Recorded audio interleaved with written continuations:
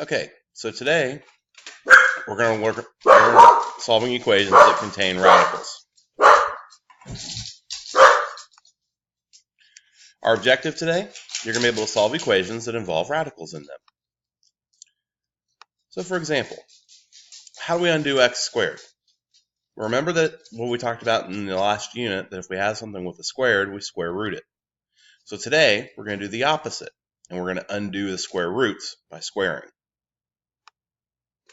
Take a look at these three examples. The square root of x plus 3 equals 4 is our first example. And here's its solution. What we're going to do to undo the square root is we're going to square. But remember, it's an equation, so whatever we do to one side, we have to do to the other. So we square both sides. When we square the square root, we simply get rid of the square root symbol. And we're left with x plus 3. 4 squared equals 16. We then solve for x by subtracting 3 on both sides, and x equals 13. Second example.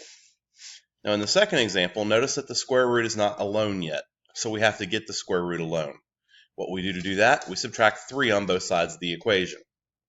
Now that we have the square root alone, we square both sides, and we find out that x equals 49. Now in our last example today, we have a square root on both sides of the equation. Well, when we square, we simply get rid of both square roots by squaring both sides. Now we have an equation that has variables on both sides, so we'll subtract m and add 6 to get 2m equals 29, and then we'll divide by 2, and m equals 29 over 2. Thinking about MathXL, how they like their answers in improper fractions, we'll keep them as improper fractions.